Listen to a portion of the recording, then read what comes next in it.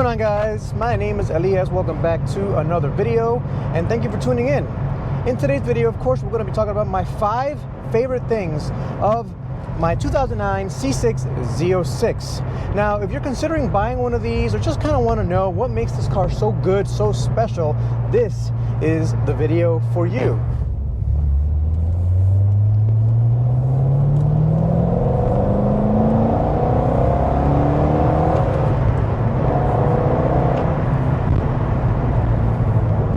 So, number one, and you see it everywhere, and it's the reason why almost everybody loves this car, it's the immense power that this thing has. This thing has really good power bands. Of course, it's got a 505 horsepower, 7-liter V8, pushing all that power to the rear wheels. It is an amazing power plant.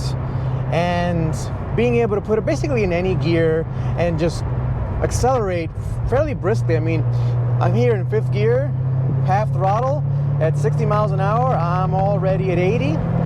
Now I'm at 90. Oh my God. There you go. There's the evidence of an extremely broad power band, an extremely potent power plant. The LS7 is well known in car enthusiasts forums, and you know, whenever you go to Cars and Coffee, people talk about the LS7 as a legendary engine because it is. It is a huge, displacement speaking, V8 put into some Camaros and, of course, this Corvette. So, the amazing power plant makes this car so special and so awesome, even just to turn it on when you're going out for a little drive and you hear the engine roar to life. You just know it's a special engine. When you're stopped at a stoplight and the car shakes just slightly, you know that engine's ready to go, ready to provide as much power as you want when you squeeze the go pedal. You drop a gear, put it in 4th.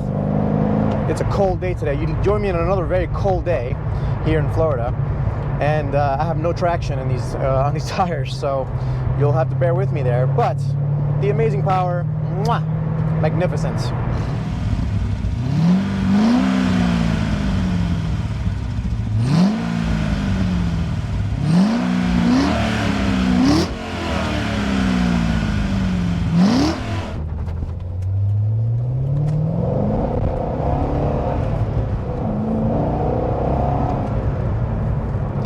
My next favorite thing of this car is its lightweight chassis, because there's tons of cars out there, including, by the way, my ZL1 1LE, that's got a ton of power, but also weigh a lot. Now, my ZL1 1LE weighs around 3,900 pounds. It's got 650 horsepower, but that's a lot of weight for any car. This only weighs 3,200 pounds. And what makes this car even more special is how GM and the Chevrolet team got there. Because unlike the C8 Z06, the newest Z06, this Z06 actually got there by using, for its time and actually even for today, fairly exotic materials. So the less exciting / exotic material that they used was, of course, aluminum. Prior to this chassis, all the frames for the Corvettes have always been steel, very strong steel. That makes for a very heavy chassis. This Z06, when it came out in 2006, was the first aluminum chassis that Chevrolet used. Obviously, ever since then, they only use aluminum chassis in the Corvettes. So, this started the aluminum chassis in the Corvettes, and it's super cool and it makes it lightweight. A few other things. The engine cradle, basically the subframe that holds up the engine and connects it to the chassis, is magnesium. I thought they were going to do that with the C8 Z06. They didn't. Only the C6 Z06 has that magnesium cradle holding the engine and making it really lightweight. They didn't have to do that, but it's extremely expensive material to use because it's really hard to manufacture with it. But they use magnesium in that engine cradle, and of course, let's not forget the carbon fiber fenders, left and right. Carbon fiber in 2006 was an extremely exotic material. It's still kind of exotic today. You don't see Civics or Corollas running around with carbon fiber. And yet, this car, developed in 2006, or not developed, it came out in 2006, has carbon fiber fenders. just some things for you guys to realize. I mean, this is just an amazing technology and makes this car super special. This next part, we're gonna have to pull over for, because the next part, the next reason I love this car so much, that this is one of my favorite things to do, is go out and look at the car, because this next reason is this car looks amazing. Let's go ahead and take a little break and take a look at the car from the outside.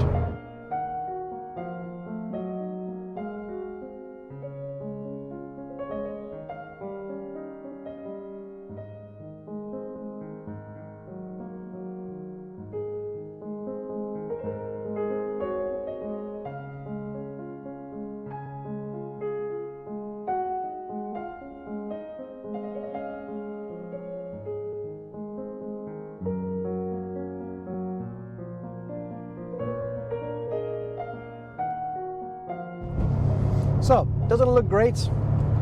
I love the way this thing looks. On to the next thing that I love about this thing, and it's practicality. I mean, it only has 2 seats, right? And it's a fairly small car. You're not gonna be fitting a refrigerator in here, or a 4x8 sheet of plywood for that matter. But for a sports car, and a great sports car that it is, it has a ton of space. A ton of space. That's deer crossing here. Hopefully none of them hit me. And if you look behind me, I mean, this thing is cavernous back there. I fit all kinds of crap back there.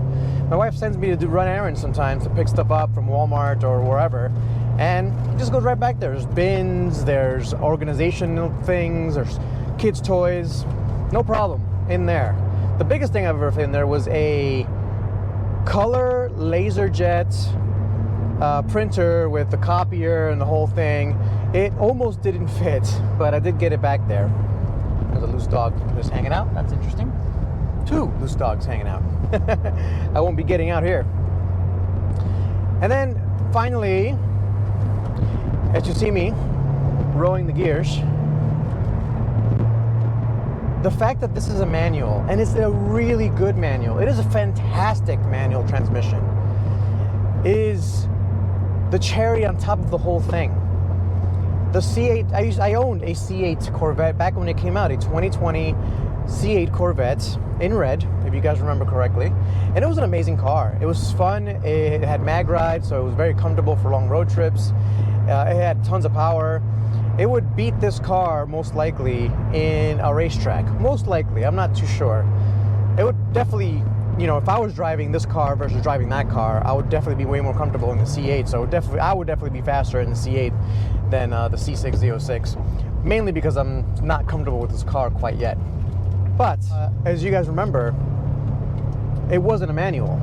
And because it wasn't a manual, it just wasn't as involving as it needed to be. In this car, I feel like I'm part of the process.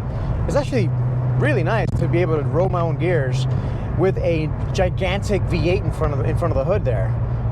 The amount of cars that you can get today with naturally aspirated V8s and a manual transmission, I think, is 0 today.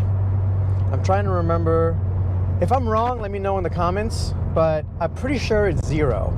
You cannot buy a V8 naturally aspirated sports car with a manual that's brand new from the factory today. Again, correct me if I'm wrong in the comments, but that in itself tells you how special this car is. The C6 Z06 only came in a manual. They did sell this engine in a convertible version of this car, and I believe they put an automatic in that if you want an automatic paired up with this engine. Again, I could be wrong. I'm not that focused on Corvettes. I'm actually more focused on JDM cars, believe it or not. But here I am driving a Corvette to see if I can replace my Camaro. It's just the craziness of how good these cars are. I could not ignore them. Now, it's not just the fact that this car is a manual. This is a really good manual. This transmission is a really built transmission.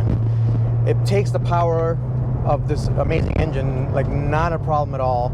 I mean, the only negative is what Chevy had to do to get around some EPA regulations, because you know the government always makes things better, right? Yeah. So because of the EPA nonsense, if you're going slow enough on first gear, it makes you go into 4th gear, and so there's a lockout there, and it's kind of annoying, but you can just get around it by revving out 1st gear, which is what I always do anyway, because it's more fun. But other than that, I mean, this thing is perfect. I would not say is as crisp as a S2000 or a Civic Type R gear sets. I mean, I think those are the standard.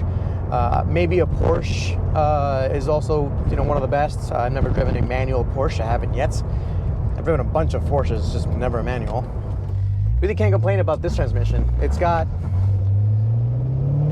feels robust, but it also doesn't feel like it's like a truck transmission. I've driven a Viper manual, and that thing feels like it's a truck transmission, like very long throws. This feels like a muscle car. And that's kind of the overall experience of this thing. You know, I was expecting getting in here, it looks like a sports car, like a low-slung, wonderful little sports car that you can like whisk away and kind of be nimble. But this really drives more like a muscle car, like an older muscle car. Right, you point and go, and it has a ton of power. You manhandle the gear lever. The gear shift loves it. It doesn't care. This has never ground once. I've only had a little bit of an issue from 2nd to 3rd. That's because I was overdoing it. Right, just gonna push forward, and you get it right into 3rd. No big deal. But yeah, so those are my 5 favorite things of the C6 Z06. If I missed anything, or if you guys think I'm wrong on anything, let me know in the comments below. I do engage all of you guys. I read all of the comments, by the way. I just don't have the time to respond to all of them, but I do engage with all of the comments. So if you disagree with me, let me know in the comments. If you think I missed something again and you love this car, let me know why you love it. Thanks for watching, guys. I'll catch you next time. Peace.